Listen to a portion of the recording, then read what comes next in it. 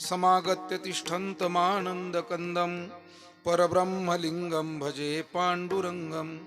जयांचे केलिया स्मरण होय सकळ विद्यांचे अधिकरण। तेची वंदू श्री चरण श्री गुरूंचे ते नमस्कारो आणि आता मस्तक हे पायावरे, मस्तक हे पायावरी, मस्तक हे पायावरी, या वार करी संतांचा, वार करी संतांचा, हे मस्तक हे पायावरी, वार करी संतांचा, वार करी संतांचा, मस्तक हे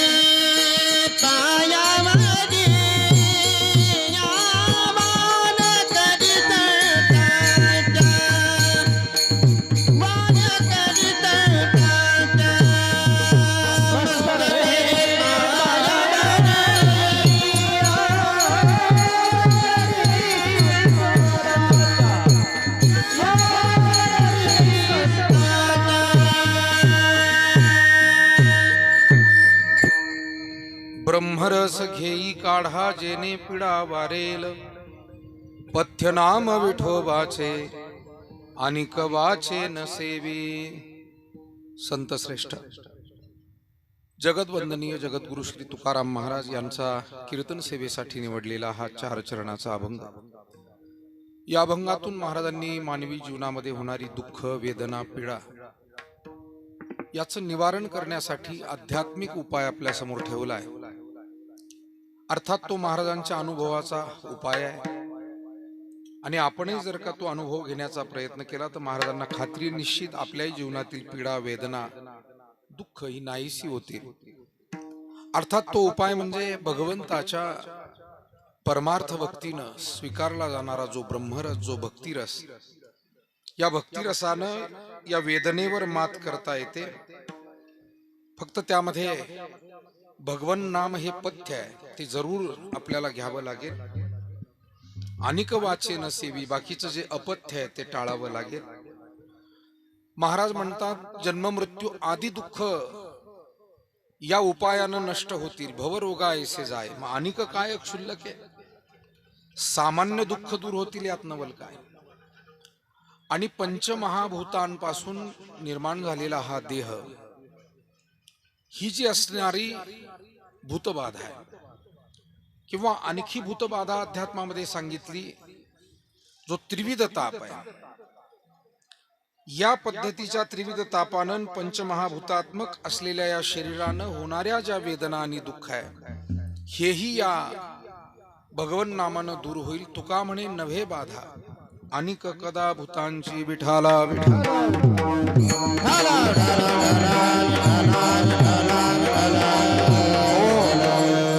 प्राप्त वेळेमध्ये काही सेवा या अभंगाच्या माध्यमातून आपल्याला भगवत चरणी, श्री गुरूंच्या चरणी ही सेवा समर्पित करायची। सौंदाळा तालुका नेवासा आरगडे पाटील परिवारामध्ये आज पुण्यस्मरणाचा हा कार्यक्रम संपन्न होतोय। या परिवाराच्या पूजनीय मातोश्री कैलासवासी जनाबाई विठ्ठल आरगडे यांना देवाज्ञा होऊन मला वाटतं 1 वर्ष पूर्ण झाले आणि हे प्रथम वर्ष श्राद्ध या ठिकाणी संपन्न होतंय। मातोश्रींची मुलं, मुली, सुना, नातवंड, सर्व आप्तेष्ट, नातेवाईक, आदरणीय न्यायाधीश महोदय आरगडे साहेब, त्यांचे बंधू, त्यांच्या भगिनी, सर्व परिवार आज मातोश्रींचं श्रद्धापूर्वक हे पुण्यस्मरण या ठिकाणी ते करतायत। सन्माननीय अण्णासाहेब विठ्ठल आरगडे आणि त्यांचे इतर सर्व बंधू, आता माझ्याकडे पत्रिका इथं उपस्थित नाही आहे आणि प्रत्येक वेळेला मागे पाहणं हे मला प्रशस्त नाही आहे, परंतु आपण सगळे पाहताय त्याच्यामुळे मला सांगायची तशी आवश्यकता नाही असं गृहीत धरून चला। साधारणपणे तो एक संकेत असतो की पत्रिका इथे नसेल तर किमान त्या कागदावरती त्याचं लिखाण आवश्यक असतं। पण हे सर्व परिवार आहे, आपण सर्व उपस्थित आहात। या निमित्तानं वारकरी संप्रदायातील खूप मान्यवर मंडळी उपस्थित आहे। ज्यांच्याद्वारा आपण आता ही गायन ऐकलं, ही वारकरी संप्रदायात महाराष्ट्रातली सुप्रसिद्ध अशी गायकातील एक तरुण जोडी आहे. आपण टाळ्या वाजवून त्यांचं अभिनंदन केलं पाहिजे.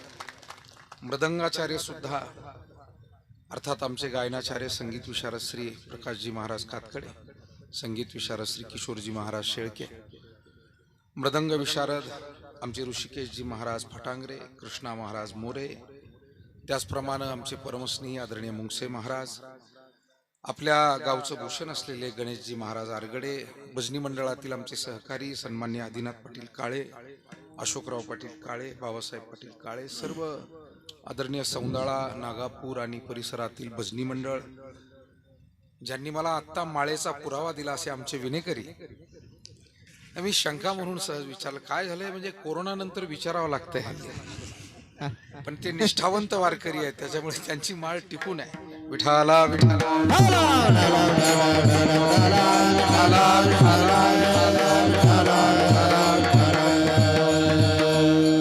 चांगले वारकरी आहे, चांगली सर्व टाळकरी मंडळी आहे.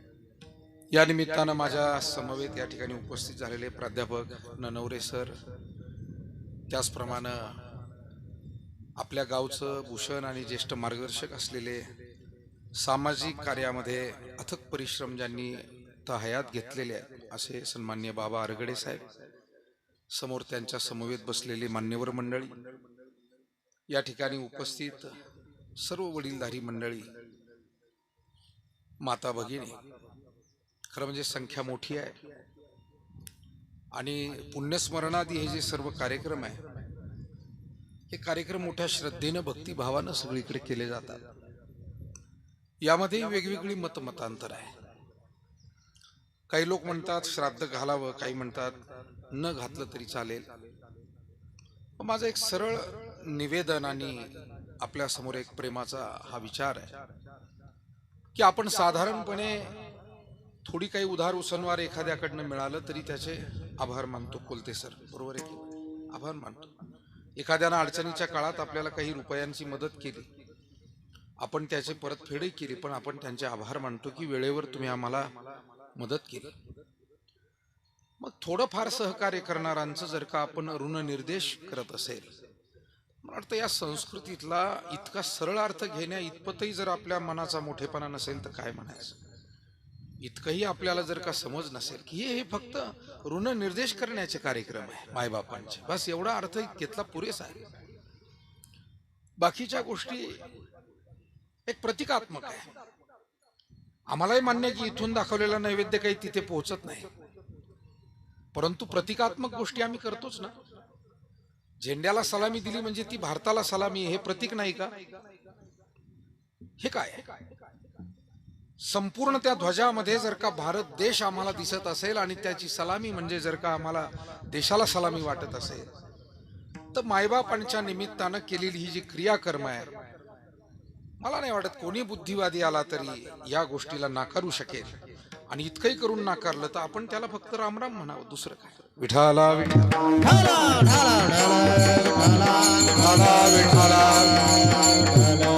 म्हणून यात कसली अंधश्रद्धा नाही. वर्ष श्राद्ध घालणं, 10वा 13वा करणं, आपल्या वाडवडिलांनी आपल्यावर केलेले जे अनंत उपकार आहे तोपर्यंतही आपण सतत त्यांच्या आभारी राहावं, ऋणी राहावं, त्यांची सेवा करावी. आणि गेल्यानंतरही आपण सतत त्यांच्या ऋणांचं स्मरण ठेवावं, म्हणून पुण्यस्मरण आहे. जगाच्या पाठीवर फक्त भारतीय पंचांगामध्ये पितरांसाठी पंधरवाडा दिलेला आहे. यातली भावना तर समजून घ्या, केवढी पवित्र आहे, केवढी पवित्र आहे. जगाच्या पाठीवर कोणी पण पितरांची आठवण पुन्हा करत नाही, पण आमच्याकडे मात्र होऊन गेलेले जे वाड वडील असतात, आई असो, वडील असो, आजी आजोबा असो, या निमित्तानं त्यांचं स्मरण केलं जातं.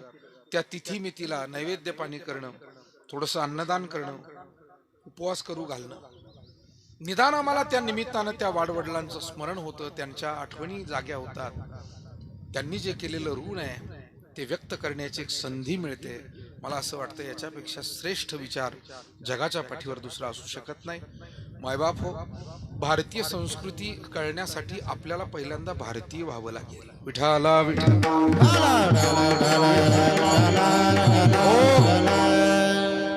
का मन विचारानं वेगवेगळ्या विचारात राहिलो तर तोपर्यंत हे समजायचं नाही. आणि म्हणून इथे कष्ट आमच्यासाठी घेणारा बैल सुद्धा पूजला जातो. जगात आमचं हसं होईल कदाचित. जर्मनी, जपान, अमेरिका सारख्या ठिकाणी जाऊन सांगितलं की भारतीय लोक बैलाची पूजा करतात आणि बैलपोळा साजरा करतात, ते खदखदा हसतील. वेडे आहेत भारतीय असं म्हणतील. पण भारतीय वेडे नाहीत, भारतीय कृतज्ञ आहेत. त्या मुक्या बैलाचे सुद्धा कष्ट आम्ही जाणतो आणि त्याची पूजा करतो.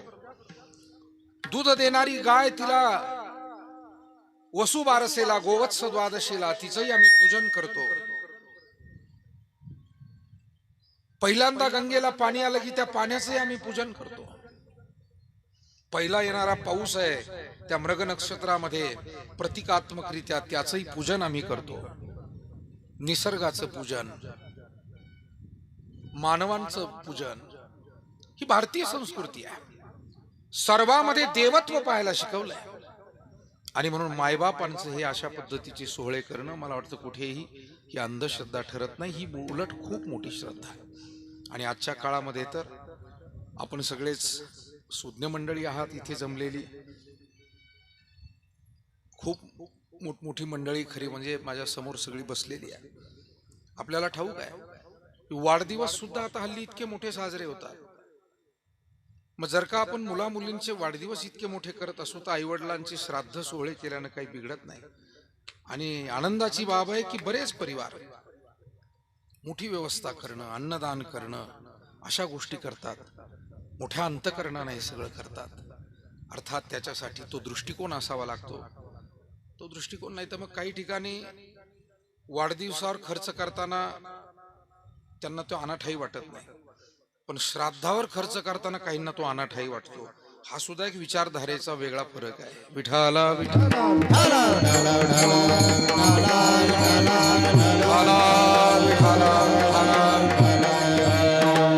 मला वाटतं हा खर्च, ही व्यवस्था जी काही आहे आपण आपल्या आवडीनं करतो ही अत्यंत महत्वाची आहे. आणि म्हणून आता आपल्या ग्रामीण भागामध्ये अनेक अडीअडचणी असतात. आज सुद्धा बरेच मान्यवर इकडे तिकडे झाडाखाली कोणी उन्हात बसले. मी आपल्याला धन्यवाद देतो की आपण बसलात. थोडीशी सावली अजून असती तर आणखी बरं झालं असतं. कारण साहेब तुमच्या आणि तुमच्या परिवारावर प्रेम आहे, पण तुम्हाला धावपळीमध्ये या सगळ्या गोष्टी शक्य झाल्या असतील नसतील, पण तुमच्या परिवारावर आणि तुमच्या कुटुंबावर, या मातोश्रीवर हे लोकांचं प्रेम आहे. त्याचा अंदाज घ्यायलाच कदाचित आपल्याला थोडासा अवघड गेला असेल असं मला वाटतंय. पण हे प्रेम खूप मोठं आहे. बरीच वाडवडील माणसं आता बसता येत नाही, इकडे तिकडे कुठंतरी लाकडावर बसावं लागलंय, असं करावं लागलंय. पण आपण एक थोडा वेळ बसा. या परिवाराविषयी जे आपलं प्रेम आहे आपलं नक्की थोडा वेळामध्ये ही आदरांजली, श्रद्धांजली या निमित्तानं आपण अर्पण करू. विठाला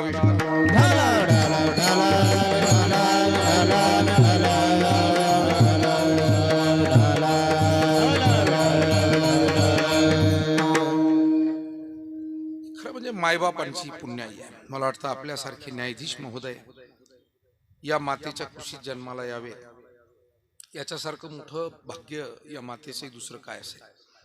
दोन्ही गोष्टी आहे. मला असं वाटतं माता भाग्यवान आहे की मुलांनी त्यांचा नावलौकिक वाढवला, आणि मुलं भाग्यवान आहे की अशा पद्धतीची घडवणारी माता लाभली. मला वाटतं एकामुळे एकाला हे महत्व प्राप्त होत असतं. मातेमुळे बाळाला महत्व प्राप्त होतं आणि बाळामुळे मातेलाही महत्व प्राप्त होतं. असा हा सगळा सोहळा आहे. परंतु मानवी जीवन आहे आणि जीवन जगताना जन्म मृत्यू हे अपरिहार्य सांगितले. आपल्याला खरं तर आपली माणसं, आपली जी स्नेही हे सदैव हवे असतात, पण त्यांचा वियोग काही आपल्याला थांबवता येत नाही. माऊली ज्ञानेश्वर महाराजांनी सूर्योदय आणि सूर्यास्ताची उपमा या जन्म मृत्यूला दिली. हे उदो असतु अपैसे, होत जात जैसे, हे जन्म मरण तैसे अनिवार जगी. माऊली ज्ञानेश्वरी मध्ये म्हणाले सूर्योदय आणि सूर्यास्त ही जशी एक निश्चित प्रक्रिया आहे ती थांबवता येत नाही. सूर्योदय होणार, पुन्हा सूर्यास्त होणार. तसं जन्म होणार आणि पुन्हा मृत्यू होणार, ही निश्चित प्रक्रिया आहे. उपजे ते नाशे नाशिले ते पुनरपी दिसे, हे घटिका यंत्र जैसे परिभ्रमे. मी नेहमी म्हणत असतो की अनेक गोष्टींच्या बाबतीमध्ये साशंकता असते, की आमचं शिक्षण झालंय पण नोकरी मिळेल की नाही, आम्ही पेरणी चांगली केली पण उद्या पीक चांगलं येईल की नाही. अनेक गोष्टी साशंकता आहे. पीक चांगलं आलंय, वेळेवर जाईल की नाही, वेळेवर गेलंय, भाव शेतकऱ्याचे तर बिचाऱ्याचे हाल अपेष्टा कधी संपतच नाही, आडी अडचण काही उभी राहत नाही. इकडून तिकडून ते डाळिंब करायला लागले होते, त्याच्यावरही रोग सुरू झाले. ऊसासारखं खात्रीशीर पीक होतं, त्याचे वांधे सुरू झाले. कांद्यासारख्या पिकातून थोडेफार पैसे मिळत होते, त्याचे बाजारभाव खाली आले. मला वाटतं शेतकऱ्याला अडचणीत आणण्यासाठी सगळे पक्ष एकत्र येत असावे, असं माझं स्वतःचं मत आता तयार झालेलं आहे. आरगडे साहेब, मी एक शेतकऱ्याचाच मुलगा आहे म्हणून बोलतो. मला वाटतं सगळे पक्ष कोणत्या मुद्द्यावर जर एकत्र येत असतील तर शेतकऱ्याचं भलं होऊ द्यायचं नाही. विठाला विठाला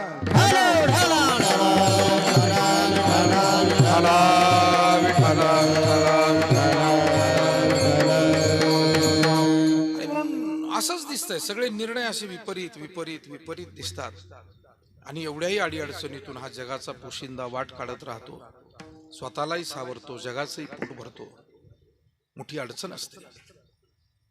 मला उदाहरण म्हणून फक्त आपल्याला सांगायचं होतं की जीवनामध्ये अनेक गोष्टीमध्ये साशंकता आहे. पण मला आपल्याला प्रश्न विचारायचा आहे की जन्माला आला त्याचा मृत्यू होईल की नाही, या बाबतीत काही साशंकता आहे का? नाही, अजिबात असण्याचं कारण नाही. जन्म झालाय त्या दिवशीच त्या मृत्यूचा दिवस हा निश्चित आहे असं शास्त्र म्हणतं. देहाची या गावा आलिया, जन्म मृत्यूची या सोहळिया, ना म्हणू नये धनंजया जिया. या देहाला आल्यानंतर मृत्यू हा निश्चित. त्याचं कारण आहे की तो सारखा वाट पाहतोय, किंबहुना आयुष्य मोजावया बैसला मापारी, घडी घडी काळ वाट याची. अजून किती आहे अवकाश,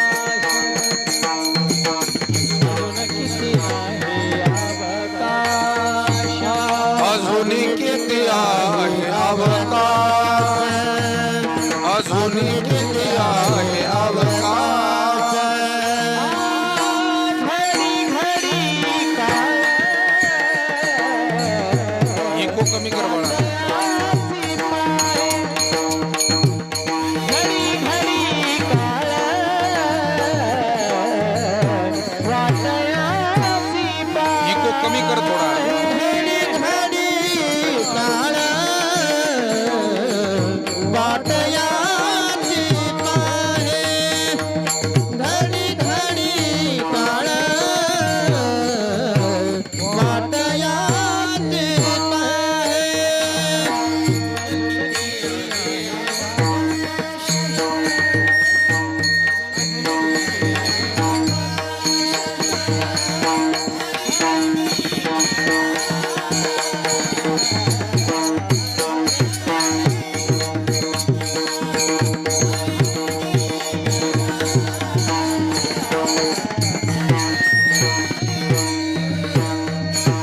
अजून किती आहे अवकाश, अजून किती आहे अवकाश. हरिमुखी गाथा, हरपली चिंता, हरिमुखी गाथा. हरपली चिंता. बसलेल्या मंडळींना विनंती, थोडं पुढे या आणि जे उन्हात मंडळी उभी किंवा बसलेली आहे त्यांनी कृपया मंडपात पाठीमागे येऊन बसा. या या पुढे या, या या या पुढे या थोडंसं. म्हणजे मागच्यांना काय वाटतंय बाबा, मागच्या काठापर्यंत बसले म्हणजे मंडपातली जागा संपली, म्हणून मागे जे बसले ना त्यांना विनंती, थोडं पुढे बसा आणि थोडी सगळ्यांची सोय होईल, गैरसोय टळेल असं जरा काहीतरी करा. विठाला विठाला.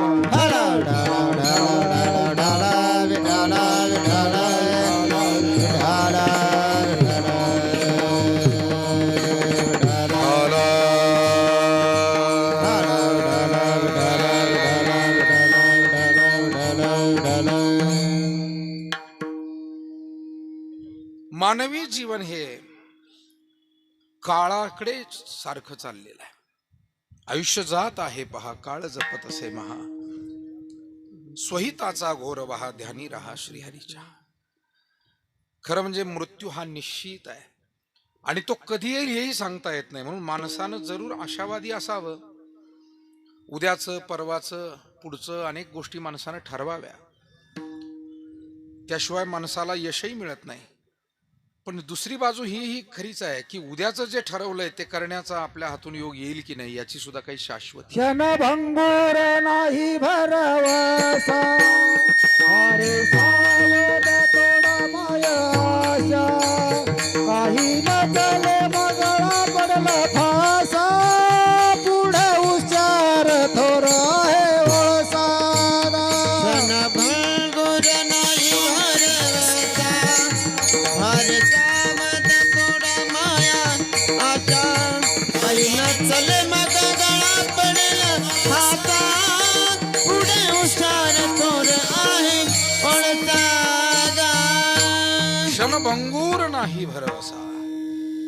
महाभारतातली गोष्ट आहे. एकदा धर्मराजाकडे कुणीतरी एक याचक काही मागण्यासाठी आला त्यांच्या दरबारामध्ये आणि काही त्याची अडचण होती. त्यानं अडचण सांगितली. दरबाराची वेळ संपली होती आणि म्हणून स्वाभाविकपणे कोणीही जे सहज करू शकतो तेच धर्मराजाने केलं. म्हणाले, आज वेळ संपली, तू उद्या ये, निश्चित तुझ्या जी काही अडचण आहे तिचा विचार करू. पण हे भीमदादानं ऐकलं आणि काय वाटलं भीमदादाला कुणास ठाऊक. त्यांच्याकडे असं ठरलेलं होतं की काही आश्चर्य घडल्यास वेशीवरचा नगारा वाजवायचा. आता नगारा पूर्वी वेशीवर असायचा हे आपल्याला एक 5-50 वर्ष मागे जर आपण गेलो तर गावोगावी वेश होती, नगारा होता, तुतारी असायची, दौंडी देण्यासाठी डप असायचा. ही वेगवेगळी साहित्य त्या काळी सगळी होती ज्या त्या कामाचा. पण तो नगारा एका ठराविक वेळेला वाजवला जायचा, सकाळ संध्याकाळ. पण अवेळी आज नगारा वाजायला लागलाय दुपारच्या बरी. काय झालंय आज असं? म्हणून सगळे लोक गर्दी एकत्र जमायला लागली. तर भीमदादा स्वतःच नगारा वाजवतायत कळलं. नगाऱ्याचा आवाज कानावर पडत होता तेव्हा धर्मराजाने विचारलं की आपल्या नगरीत काय असं आश्चर्य घडलंय, आज अवेळी नगारा वाजव. म्हणे भीमदादाच वाजवतायत, कोणाला काही सांगतही नाही, वाजवायचं काम तर चाललंय. म्हणजे वाजवत होते म्हणजे अक्षरशः बडवत होते. आता भीमदादा म्हणल्यावर काय प्रश्न आहे का? आणि मग स्वतः धर्मराज गेले. अरे भीमदादा खाली आहे का, का हे वाजवतोय, काय झालं, काय आश्चर्य ते सांगशील? म्हणाले, महाराज तुमच्याकडे आज दरबारामध्ये एक मनुष्य काही काम घेऊन आला होता आणि तुम्ही त्याला उद्या ये म्हणालात. मला याचं आश्चर्य वाटलं. म्हणजे त्यात काय आश्चर्य आहे? एका दिवसात कोणीच कोणती सगळी कामं करू शकत नसतो आणि त्यात नवीन आश्चर्य काय असं?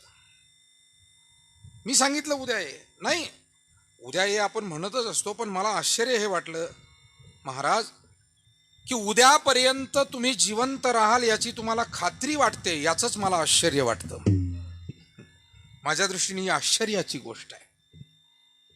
धर्मराजांनी थोडा विचार केला. म्हणाले, भीमदादा आम्ही आजवर तुला आडदांड समजत होतो, पण तू पण पुष्कळ विचार करतोय रे. म्हणे मजेशीर गोष्ट असते.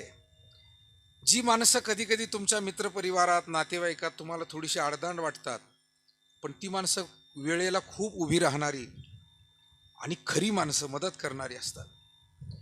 आणि जी माणसं आपल्याला खूप आदर्शवत वाटतात ती वेळेला फोल आहे असं दिसून येतं. विठाला विठाला विठाला विठाला विठाला विठाला विठाला विठाला विठाला विठाला. आता फोल आहे असं मराठीतून म्हणा, नाही तर फेल आहे असं इंग्रजीतून म्हणा. पण कधी कधी असंही गमतीचा भाग आपल्याला अनुभवायला मिळतो, पाहायला मिळतो.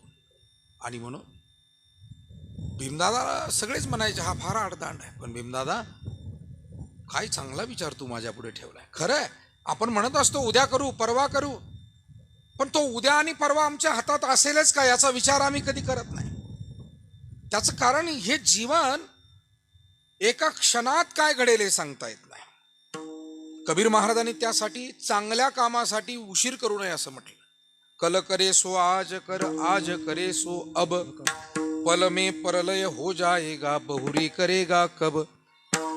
कबीरदासजींचं केवढं सुंदर सांगणं आहे. चांगली कामं जी आपण पुढे पुढे ढकलतो ती लवकर करा, एवढंच त्यांचं म्हणणं आहे. कल करे सो आज कर आणि आज करे सो अब, पल में परलय हो जाएगा. एक जण भेटला की नेहमी म्हणायचा, मला आईला घेऊन पंढरपूरला जायचं. आई गेली तरी पंढरीला जाणं झालं नाही. अरे काय बोलताय, काय वागताय. बाकीच्या गोष्टीला तुम्ही कधी कमी पडत नाही. तुम्ही पैसा मिळवायला हा त्याच्या पुढं, तो त्याच्या पुढं. योजनेचा लाभ घ्यायला गर्दीच गर्दी. आणि मग आई वडिलांची सेवा, पुण्यकर्म, सत्कर्म हे मात्र आम्ही नंतर करू. पारायणाला का बसले नाही, नाही या वर्षी सवड नाही, पुढच्या वर्षी नक्की बसू, अशी उत्तरं आपण नेहमी ऐकतो. का हो, तुम्ही अन्नदानाची पंगत घेणार होते गावातल्या सप्ताहात यावर्षी? नाही, वर्ष जरा कानूड आहे, पुढं घेऊ. म्हणजे अन्नदान पुढे, पारायण पुढे, पंढरीचं दर्शन पुढे. सोसायटी तिकीट घेता का? द्या की मला लगेच.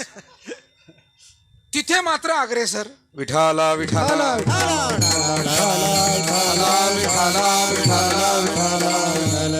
हा माझा आरोप नाही, हा ज्ञानोबारायांचा आरोप आहे. सायास करीसी प्रपंच दिननिशी, सायास करीसी प्रपंच दिननिशी, हरिसी न भजसी कोण्या, हरिसी न भजसी कोण्या. सायास करीसी प्रपंच दिननिशी, सायास करीसी प्रपंच दिननिशी, न भगती कोण्या गुणे. ओ हरिसी न भगती कोण्या गुणे. प्रपंच दिननिशी, हरिसी न भजसी कवन्या गुणे, हरिसी न भजसी कवन्या गुणे. सायास करीसी प्रपंच दिननिशी, हरिसी न भजसी कोण्या गुणे, हरिसी न भजसी कोण्या गुणे. आमचे परमस्नेही, या परिवाराचे स्नेही सन्मान्य दिनकरराव गर्जे पाटील हे उपस्थित झाले. मी आपल्या पुढे हा विचार मांडतोय की प्रपंच करू नये असं संत महात्मे कुठे म्हणाले, पण चांगल्या कामाची चाल ढकल का, हा त्यांचा सवाल आहे. आणि त्याचं उत्तर आपलंच आपल्याला आपल्या जीवनात शोधायचंय. चांगलं काम केलं नाही म्हणून कोणावर कधी गुन्हा दाखल झाला असं काही नाही. हा, वाईट काम केल्यास गुन्हा जरूर दाखल होईल, परंतु पंगत नाही दिली म्हणून कोणावर गुन्हा दाखल झालाय काय? पारायणाला नाही बसला म्हणून कोणावर गुन्हा दाखल झालाय काय? भजनाला टाळ घेऊन नाही उभा राहिला म्हणून काय कोणावर गुन्हा दाखल झाला? जे आमचे मान्यवर टाळ घेतात, सेवा करतात, त्यांच्यामुळे तरी ही कीर्तनं होतात. पण नाही केलं तरी कोणी काही म्हणेल असं नाही. पण ही आमची सेवा आहे, आमच्या सोबत येणारी ही शिदोरी आहे. बाकीचं काय आहे? बाकीच्या सगळ्या गोष्टी इथं राहणाऱ्या आहे, पण प्रपंचातून केलेला परमार्थ हा दोन गोष्टीनं लाभदायक आहे. प्रपंचातून केलेला परमार्थ हा आम्हाला कीर्ती प्राप्त करून देतो, आणि कीर्ती इथे राहते, आम्ही गेल्यावरही ती मागे राहते. उत्तमाची उरे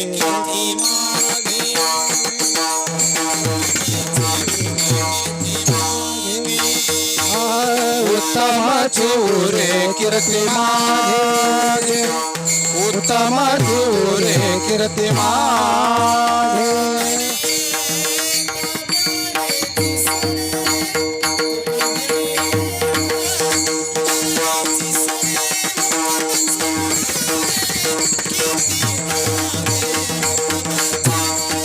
तुका म्हणे का मरणे सरे, तुका म्हणे का मरणे सरे, उत्तमाची उरे कीर्ती मागे, उत्तमाची उरे.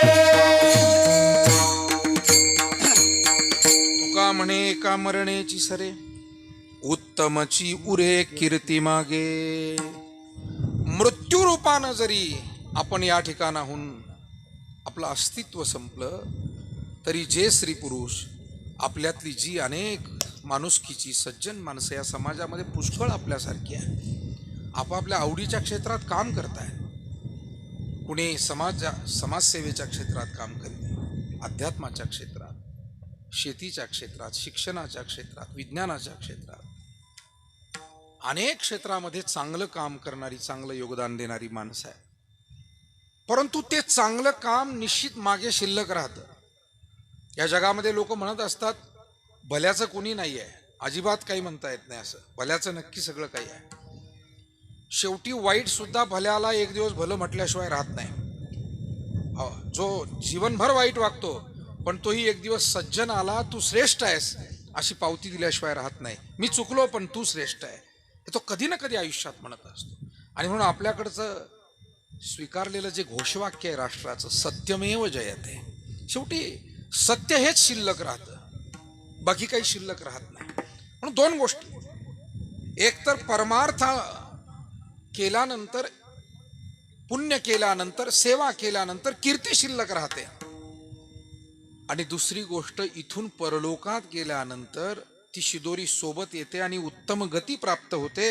असं आमचे संत महात्मे म्हणतात की जो कोणी पुण्य परोपकार परमार्थ करील, उत्तमची गती तो एक पावेल. उत्तम भोगील जेव्हा खाणी, उत्तम भोगीला जीवा खाणी, उत्तम भोगीला जीवा खाणी. उत्तमाची गती तो एक पावेल, उत्तमाची गती तो एक पावेल, उत्तम भोगील जीव खाणी, उत्तम भोगील. उत्तमाची गती तो एक पावेल, उत्तमाची गती तो एक पावेला, उत्तमची भोगी जीव खाणी, उत्तम भोगील. उत्तम गती मिळेल आणि उत्तम जीव योनीमध्ये जायला मिळेल, म्हणजे कीर्तीही राहते. आणि म्हणून एक गोष्ट आपण नीट निरीक्षण करा, जी माणसं स्वार्थी आहे त्यांच्यासाठी कोणी हळहळ केली असं आपल्याला कधी ऐकायला मिळणार नाही. जी माणसं फसवी आहेत, जी माणसं क्रूर आहेत, म्हणजे संवेदनहीन आहेत, असे पुष्कळ प्रकारचे लोक समाजामध्ये आहे. पण असे लोक गेले, अशाच्या कुटुंबातलं कोणी गेलं तर फार हळहळ होते असं नाही. पण ज्या वेळेला सज्जन, सात्विक, पुण्य, परोपकार, सेवा, योगदान देणाऱ्यापैकी कोणी गेलं, माणसं हळहळतात की अरे नाही, समाजातली चांगली व्यक्ती गेली, याची हळहळ प्रत्येकाला. ती व्यक्ती किती दूरची असो, पण ती आपल्याला आपली वाटत राहते की त्यांचं योगदान आहे, त्यांची सेवा आहे. आणि म्हणून आपण किती उपयुक्त आहोत हे फार महत्वाचं आहे. आपण कोण आहोत याच्यावरती आपली कीर्ती होणार नाही, आपण किती उपयुक्त आहोत. एखादा श्रीमंत आहे पण उपयुक्त नाही आहे, म्हणजे त्या श्रीमंतीचा लाभ समाजाला होत नसेल, त्यातून काही सेवा गावाची होत नसेल, देवाची होत नसेल, समाजाची होत नसेल, त्या श्रीमंतीचा उपयोग काय? साबरी वाढीनाल्या सरळा, वरी फळना आतू पोकळा, कास्तन आले गळा शेळीये जैसे. साबरीच्या फुलाचा काही उपयोग नाही, फळच नाही, फुल नाही. किंबहुना शेळीच्या गळ्याला जरी स्तन दिसलं तरी त्याच्यामध्ये दूध नाही, त्याचा उपयोग नाही. फक्त गळ्याला आलेलं स्तन आहे, स्तनासारखं दिसतंय, दूध नाहीये. तसं काहींचं मोठेपण हे त्यांना स्वतःलाच वाटतंय आम्ही मोठे आहोत. हा मोठा गैरसमज आहे मरेपर्यंत. जग कोणीच मोठं म्हणत नाही, कोणी प्रेमानं रामराम घालत नाही. मला वाटतं याच्यासारखं जीवनातलं दुर्भाग्य आणि गरिबी दुसरी नाही. ही गरिबी आहे मायबाप हो. विठाला विठाला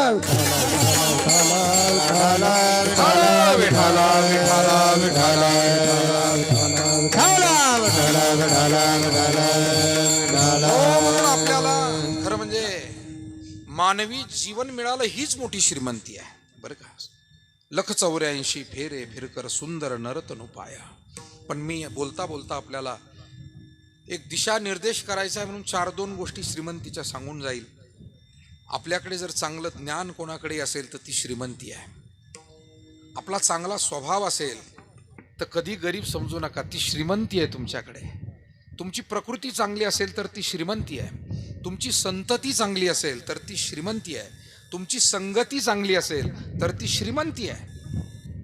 आपण खूप स्वतःला नेहमीच कधी कधी दूषणं देतो, काय बुवा बाकीच्यांचं एवढं भलं झालं मी कसा काय. काही नाही, तुला दिलेलं आहे देवाने, पण तुला ते समजूनच घेता आलं नाही. तू नेहमीच सगळं पैशात मोजायला पाहतोय. सगळ्या श्रीमंती पैशात मोजता येत नाही, काही श्रीमंती त्या पैशानं विकतही घेता येत नाही, इतक्या मोठ्या ह्या श्रीमंती आहे. त्या पैशानं घेता येत नाही. सुस्वभाव कोणत्या पैशानं विकत घ्याल? चांगली संतती कोणत्या पैशानं विकत घ्याल सांगा? नाही, कोटी रुपये देतो, मला आता जरा त्रास होतोय संततीचा आणि चांगली संतती पाहिजे. No no choice. विठाला विठाला विठाला विठाला विठाला विठाला. एकच वाक्य सांगेल, पदरी पडलं आणि गोड झालं, पवित्र झालं. हा, तेव्हा ही श्रीमंती आहे, आपण कधीच समजत नाही. आयुष्यभर आपण कशीही वागलो, पण ज्या पत्नीनं आपल्याला कष्ट केले, आपल्या मागे साथ दिली, ती माझी श्रीमंती होती. हे किती लोकांना कळलंय आजवर? किती लोकांनी याचा विचार केला की मी कधी कधी दुर्लक्ष केलं, मी कधी कधी रागावलो, माझ्याकडनं काही गोष्टी घडल्या नाही, पण माझ्या पत्नीनं मात्र माझा रागही सहन केला आणि माझा प्रपंचही चांगला केला, माझी मुलं घडवली, ही माझी श्रीमंती होती. मला सांगा, किती लोकांनी कधीतरी हा विचार मनामध्ये केला? आणि म्हणून किती धावपळ आपली चालली सगळी. याला वाटतं त्याच्याकडे 4 एकर आहे तर माझी 6 झाली पाहिजे, याला वाटतं त्याच्याकडे 2 गाड्या आहेत तर माझ्या 4 झाल्या पाहिजे. परंतु या सगळं करता करता जी खरी श्रीमंती आहे त्याच्याकडे आम्ही पाहत नाही, त्याचा आनंद घेत नाही. फक्त हे नाही, ते नाही, ते नाही. आणि म्हणून मानवी जीवनात दुःख आहे, जरूर आहे, पण या दुःखावरती सकारात्मकतेनं आणि परमार्थानं जर का आपण चिंतन करत जीवन घालवलं तर तो त्याच्यावरचा उपाय आहे. समस्या आहेत, पण त्या समस्येकडे पाहण्याचा दृष्टिकोन बदलला की ती समस्या वाटत नाही, मग ती संधी वाटते. आपण त्याच्याकडे कसं पाहतो? जैन मुनी तरुण सागरजी 2 वाक्य आपल्या पुढे ठेवतात. ते म्हणाले, 2 माणसं होती. एक जण म्हणाला, या जगामध्ये चांगलं कमी आहे आणि वाईट जास्त आहे. म्हणे काय, तुम्हाला पुरावा काय याच्यावरती? मग तो त्या माणसानं सांगितलं, 2 अंधाऱ्या रात्रीच्या मध्ये एकच उजेडाचा दिवस असतो. म्हणजे जगामध्ये काय आहे? वाईट जास्त आहे आणि चांगलं, कारण 2 अंधाऱ्या रात्री आहे आणि एकच उजेडाचा दिवस. दुसऱ्या माणसानं तोच मुद्दा घेऊन उत्तर दिलं. तो म्हणला, मला असं वाटतंय की चांगलं जास्त आहे आणि वाईट कमी आहे. कशावरून? 2 उजेडाच्या दिवसामध्ये एक अंधारी रात्र आहे. विठाला विठाला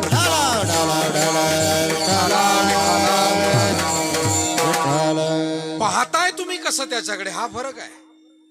ग्लास तोच आहे, पण एक म्हणतो अर्धा भरलाय आणि एक म्हणतो अर्धा रिकामा आहे. पाहणाराची वृत्ती सकारात्मक आहे की नकारात्मक आहे? पाहणारा कोणत्या नजरेनं पाहतो हे फार महत्वाचं. मी नेहमी उदाहरण सांगतो. एका पांगळ्या माणसाला विचारलं की वाईट वाटत नाही का तुला पाय नाही तर? तो म्हणला, नाही, उलट मी देवाचे आभार मानतो. देवा, तुम्हाला डोळे दिले म्हणून मी जग पाहतोय, कान दिले म्हणून ऐकायला येतंय, वाणी दिली म्हणून बोलता येतंय, जीवन दिले म्हणून जगता येतंय, पाय नसले म्हणून काय झालं? हा सकारात्मक दृष्टिकोन आहे. मायबाप हो, आपल्या जीवनात दुःख तशी फारशी नाही आहे, पण आपण विपरीत विचारानं दुःख फार वाढवून घेतलेली आहे.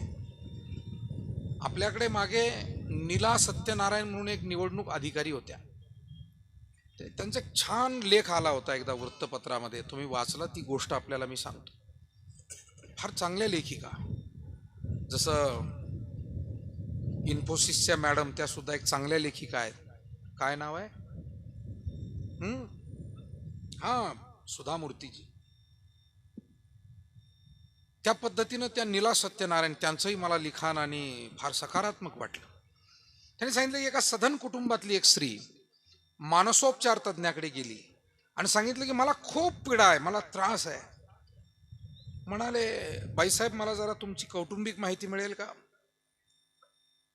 कौटुंबिक माहिती विचारली तर डॉक्टरांच्या लक्षात आलं कशाची काही उणीव नाही आहे, सगळं चांगलं आहे, सगळं ऐश्वर्य संपन्न आहे, घरदार मोठं आहे, मुलं बाळं चांगली आहेत, सगळं चांगलं आहे, पती चांगले आहेत, ऐश्वर्य संपन्न सगळं कुटुंब आहे.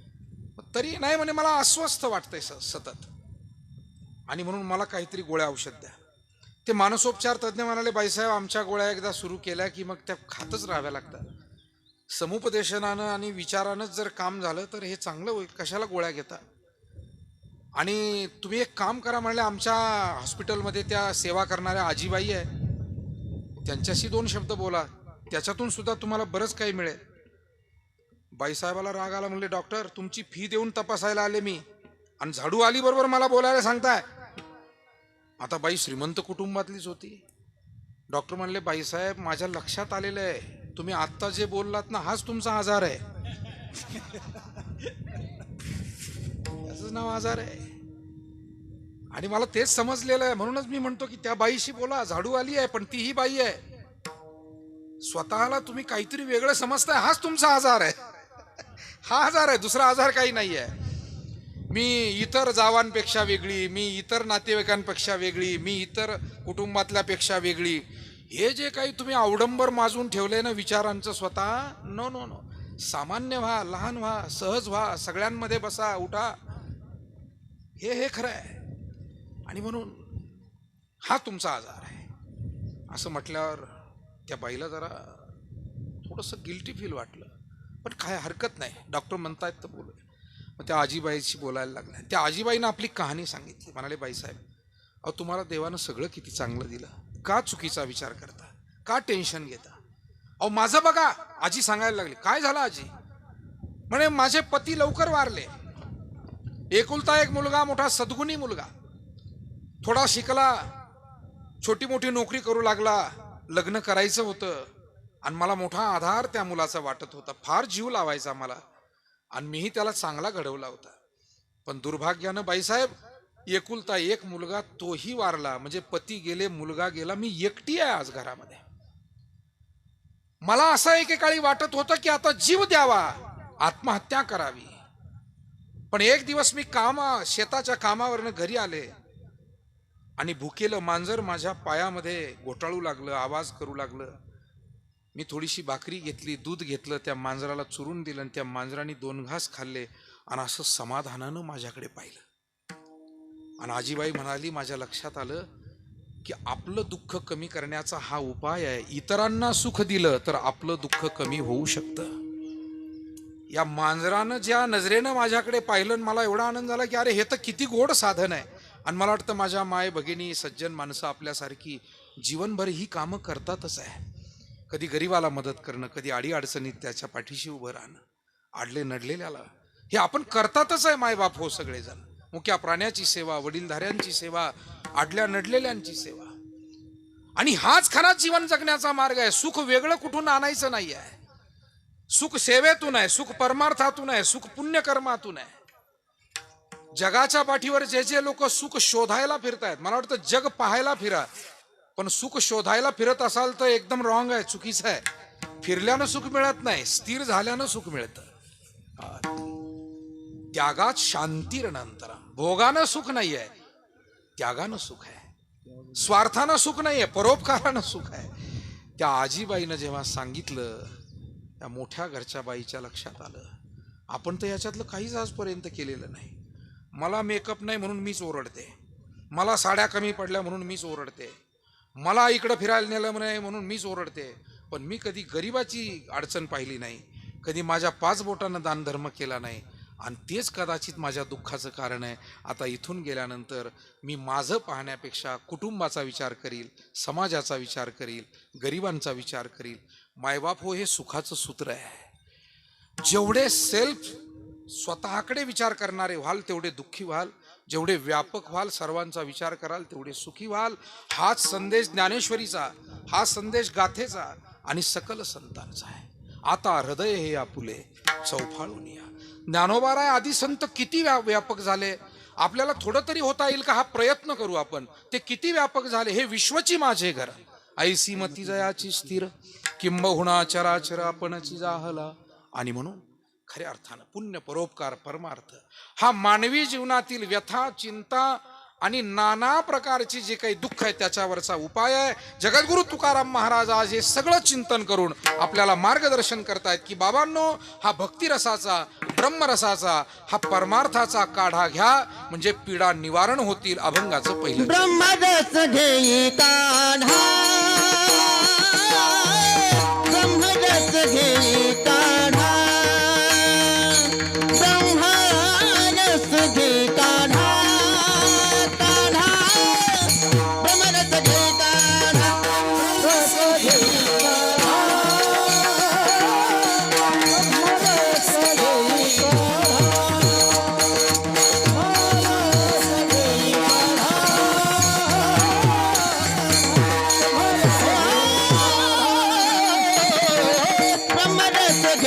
काढा, ब्रह्मरस घेई काढा, ब्रह्मरस, ब्रह्मरस घेई काढा, काढा, ब्रह्मरस घेई काढा, ब्रह्मरस घेई काढा, ब्रह्मरस घेई काढा, ब्रह्मरस घेई काढा, ब्रह्मरस घेई काढा. त्याने पीडा मागेले, त्याने पीडा मागेले,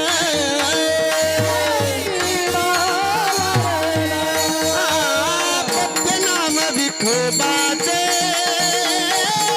पथ्यनाम विठोबाचे, पथ्यनाम, पथ्यनाम विठोबाचे, पथ्यनाम विठोबाचे.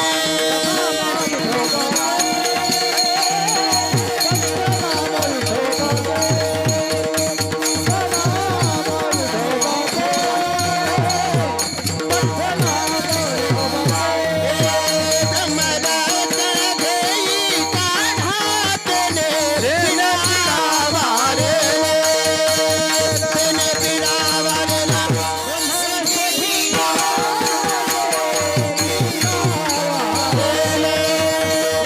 तेने पीडा वारेला, वारेला.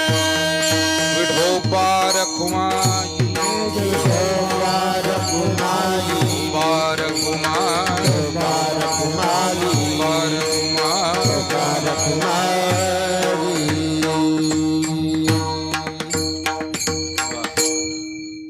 छान आहे. असं एकमेकाला प्रोत्साहन देऊन आनंद, म्हणजे मला वाटतं प्रतिकूलतेवर ही मात करता येते, हे तुम्ही दाखवून दिलंय. धन्यवाद, धन्यवाद. विठाला विठाला विठाला विठाला विठाला विठाला ब्रह्मरस घेई काढा, जेने पिडा वारेल, पथ्यनाम विठोबाचे, अनिक वाचे न सेवी. महाराज म्हणतात हा ब्रह्मरसाचा, भक्तिरसाचा काढा आहे. आणि ज्यानं या जीवनातील सर्व पीडा, अर्थात काय काय पीडा आहे, मुळात जीवाला जन्म घेण्याच्या अगोदरपासून या पीडेचा अनुभव करावा लागतो. आईच्या गर्भात असताना या बाळाचं जे दुःख आहे आणि त्या आईचंही जे काही कष्ट आणि दुःख आहे, याचं वर्णन संतांनी आणि ग्रंथांनी खऱ्या अर्थानं खूप आदरपूर्वक करून ठेवलेलं आहे.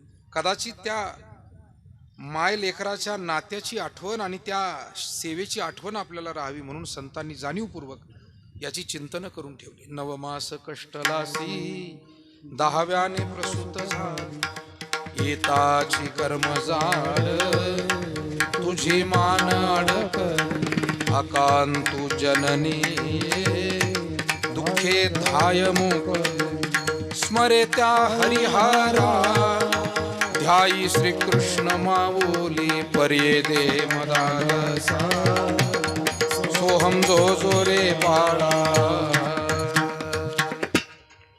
या साहेब, आपल्या संत ज्ञानेश्वर महाराज देवस्थानाचे सन्माननीय अध्यक्ष, शिर्डी संस्थानचे माजी विश्वस्त आणि सन्माननीय माजी आमदार, कारखान्याचे सन्माननीय व्हाईस चेअरमन पांडुरंगजी अभंग साहेब, कारखान्याचे सन्माननीय संचालक, आता ध्यानात ठेवतो मी, आदरणीय काकासाहेबजी शिंदे साहेब. काल सुरेगावला मला त्यांच्या बंधूंनी आठवण करून दिली, म्हणाले अधिकारी तर होतेच पण आता संचालक आहे हे सांगा. तर जबाबदारी तर आहेच. त्याचप्रमाणे सन्माननीय माजी सभापती काशीनाथ अण्णा, आदरणीय अशोकराव, सर्व मान्यवर मंडळी या ठिकाणी आपण उपस्थित झालात. मी आपल्याला हा विचार मांडण्याचा प्रयत्न केला आहे संकल्पित वेळेमध्ये, आणि आपल्याला थांबायचे, लग्नतिथी फार आहे. साहेबांशी आल्याबरोबर बोलणं झालं. सन्माननीय आपल्या या परिवाराचं आणि गावाचं भूषण असलेले न्यायमूर्ती आदरणीय आरगडे साहेब, आणि त्यांनी सांगितलं, काल परवाही चर्चा झाली, ते म्हणाले आपण वेळेतच करण्याचा प्रयत्न करूया. सर्व आमचं भजनी मंडळ सुद्धा खूप वेळेमध्ये या ठिकाणी, आम्हालाच 5-10 मिनिट उशीर झाला, पण तरी आता 5 मिनिटामध्ये पुढील सर्व विषयाचा सरळ अर्थ आपल्या पुढे ठेवून थांबण्याचा मी या ठिकाणी, विठोबा रखुमाई भजन होऊन गेलं. आता आपल्याला समारोपाकडे जायचं आहे. सांगण्याचा भाव असा आहे, जन्माला येतानाही पीडा आहे, जीवन जगतानाही नाना प्रकारची संकट, आव्हानं आणि दुःख, पीडा आहे, आणि मृत्यू हे सुद्धा एक प्रकारचं मोठं एक दुःख आहे. पण या सगळ्याकडे मी पुन्हा म्हणेल की आपण कसं पाहतोय हे फार महत्वाचं आहे. आणि तो पाहण्याचा दृष्टिकोन थोडा सकारात्मक राहिला तर ही दुःख आपोआप कमी भासतात, आणि उर्वरित जी दुःख आपल्याला खरोखरच पीडादायक आहे ती भगवत चिंतनानं, पुण्यकर्मानं, सत्कर्मानं वजा होतात. हाच जगाच्या पाठीवरचा आजवरचा अनुभव आहे.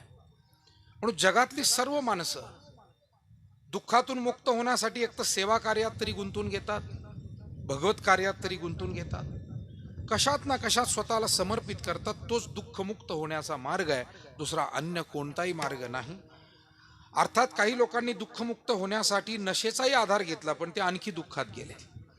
म्हणून अनेक सिनेमामध्ये दुःखी झाला म्हणून दारू पिताना दाखवतात, परंतु दारू पिल्यानं पुन्हा सुखी झाला असं काही कोणा सिनेमावाल्याचं धाडस झालं नाही अजून दाखवायचं, कारण नाहीच आहे तर काय दाखवणार तो. दुःखी झाला आणि काही वियोग झाला ना अडचण आली म्हणून हे केस वाढवले आणि बसला दारू पित, काय गमती दाखवतात. पण त्यापेक्षा हे नाही सांगता आलं की व्यक्तिगत जीवनामध्ये काही दुःख आली म्हणून त्या माणसांनी जीवन सेवेसाठी वाहून घेतलं. कुणाचं मुलगा गेला, मुलगी गेली, लेकरू गेलं, काय नाही, ठीक आहे माझं दुःख, पण मी इथून पुढे इतरांच्या सुखासाठी प्रयत्न करेन. पुण्यामध्ये एक म्हातारा माणूस चौकामध्ये उभा राहून ट्रॅफिकला मदत करत होता. एक 5-7 वर्षापूर्वीची गोष्ट आहे. पत्रकारांनी विचारलं, आजोबा अहो तुमचं वय नाही, नाही तर का उभं राहून करता? नाही म्हणले, 1-2 तास येऊन रोज हे करतो, कारण या ट्रॅफिकच्या अव्यवस्थेमुळे माझ्या मुलीचा मृत्यू झालाय, आणखी कोणाच्या होऊ नये म्हणून ही सेवा करतोय. अशी चांगली माणसं चित्रपटवाल्याला सापडत नाहीत. विठाला विठाला विठाला विठाला विठाला विठाला विठाला.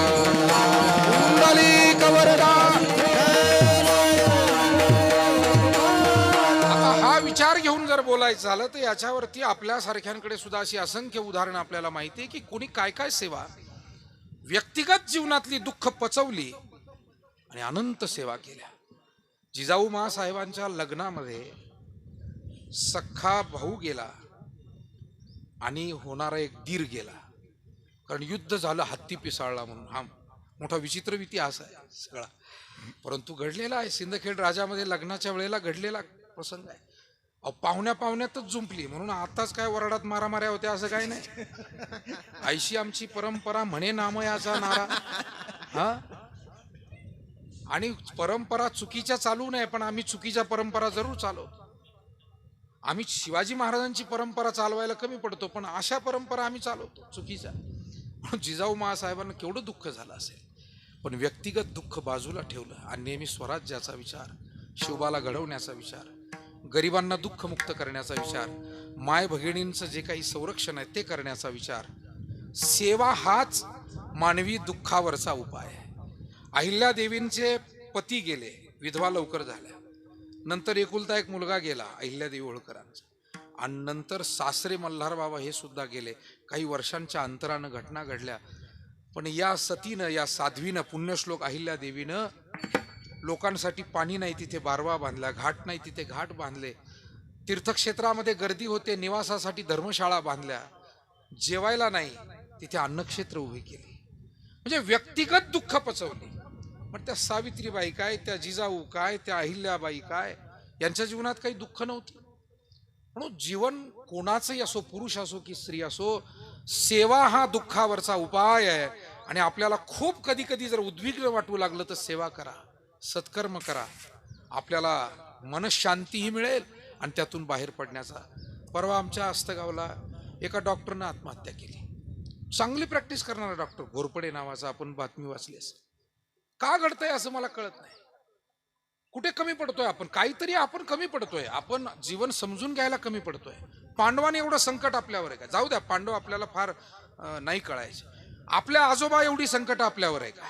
जरा जवळचं उदाहरण दे. आपल्या आजा पंजाच्या काळात जी दुःख होती, आपल्या वाडवडिलांनी जी दुःख काढली, तेवढी आज आपल्यावर आहे का? कोणी सांगावं? या अजिबात नाहीये. त्या काळातल्या काय अपेक्षा, म्हणजे बाजाराला पैसे असू नये, एक सदरा 4 भावांनी घालायचा, अशी परिस्थिती. आपण लहानाचे मोठे झालो ते 2-3 लुगडे एकत्र शिवलेली आपली आजी आपण सतत पाहिलेली आहे. हे आज आज एवढं आहे काय? आणि तरी आत्महत्या, आणि तरी इगोन, तरी या सगळ्या गोष्टी. म्हणजे आपला विचार चुकतोय, आपला संस्कार कमी पडतोय. विठाला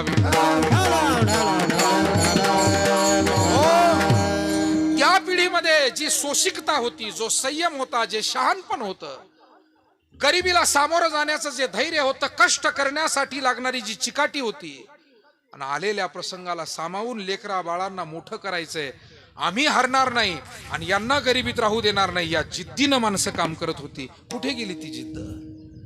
कुठे गेला तो सगळा विचार? आणि म्हणून थोड्या थोड्या कारणाने या ज्या घटना घडतात, कधी अपवादानं घडतात, पण त्या घडूच नाही. मायबाप हो, आपल्या वाडवडिलांना डोळ्यासमोर ठेवा, आपल्या संतांचे विचार डोळ्यासमोर ठेवा, आपल्या जीवनाची उच्च ध्येय आपल्या डोळ्यासमोर ठेवा आणि परिश्रम घेत राहा.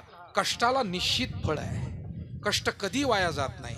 आज केलेले कष्ट, म्हणजे एका बापानं, मुलं जरा आळशी होते, सांगितलं आपल्या जमिनीत धन आहे, आणि त्याच्यावर काय झालं की 2-4 महिन्यामध्ये वडील गेले. पण पोरांच्या डोक्यात राहिलं आपल्या जमिनीत धन आहे. आणि जे कुदळी फावडे घेतले, जे पोरं निघाले, आळशी इतके होते की कधी जातच नव्हते. सुरुवातीला तर काट्या तोडाव्या लागल्या, कारण त्या डोक्या एवढ्या झाल्या होत्या, जातच नव्हते कधी. काट्या तोडल्या, खोडं काढली, जाळून टाकली, आणि मग खोदायला सुरुवात केली. त्यांच्याकडे काय बैलही नव्हते, नांगरही नव्हता, जुना काळ. पण मग खोदायला सुरुवात केली. इथं असेल का, तिथं असेल का, ह्या कोपऱ्यात असेल का, मध्ये असेल का, कडेला असेल का, ह्या बांधाला. करता करता सगळं शेत खोदून काढलं, आणि काही मिळालंच नाही धन. पण नांगरट होऊन गेली खोदता खोदता. कष्ट वाया जात नाही, सांगतो. पुढे पाऊस चांगला पडला, सगळे पेरायला लागले. मग हे म्हणले आता तसंही आपण कधी पेरीत नव्हतो, पण या वर्षी खोदलेलं आहे सर, पेरून पाहू. आणि पेरलं, एवढं सुंदर पीक आलं. आणि मग कोणातरी वडीलधाऱ्या माणसाने सांगितलं, बाबा हो, तुमच्या बापानं जे धन सांगितलं ना, ते हेच धन आहे.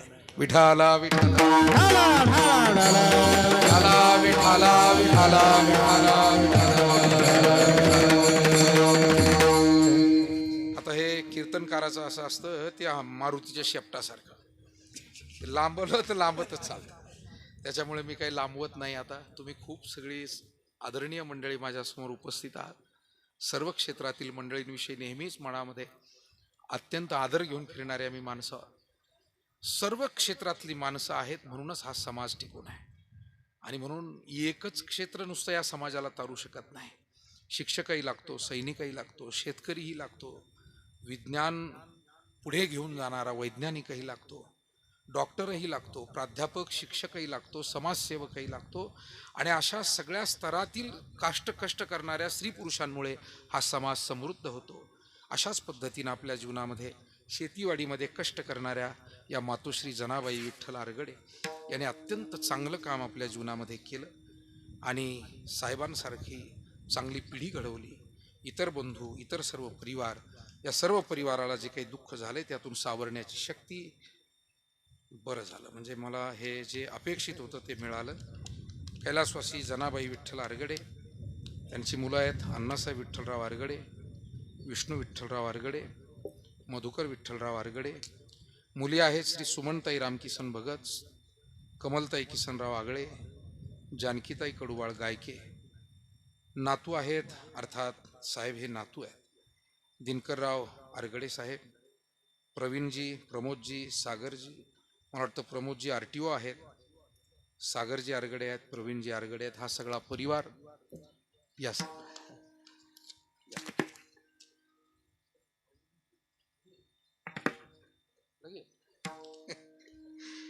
आपल्या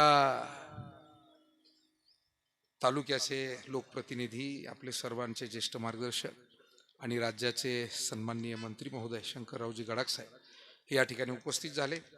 मी या ठिकाणी या संपूर्ण परिवाराला दुःखातून सावरण्याची ताकद मिळाली आणि कैलासवासी जनाबाई विठ्ठल आरगडे या मातोश्रींना निश्चित भगवतचरणी स्थान प्राप्त झालेलं आहे. कारण आई म्हटलं की ती सेवामूर्ती आहे, भक्तिमूर्ती आहे, त्यागमूर्ती आहे आणि त्याच्यामुळे त्यांना सद्गती लाभावी असं म्हणणं मला असं वाटतं हे अनुचित आहे. आईची ही निश्चित परमात्मचरणी स्थान तिला प्राप्त झाले. त्यांचे आशीर्वाद मात्र मुलं मुली, सुना, नातवंड, नातसुना, नातू सगळ्यांना हे आशीर्वाद अखंड राहावेत आणि या कुटुंबाची वाटचाल याही पुढील काळामध्ये शेती, शिक्षण, व्यवसाय, अध्यात्म, समाजकारण अशा सर्व क्षेत्रामध्ये चांगल्या पद्धतीने वाटचाल व्हावी एवढी या निमित्तानं प्रार्थना करतो आणि या ठिकाणी सेवा थांबवतो. ज्ञानेश्वर माऊली महाराज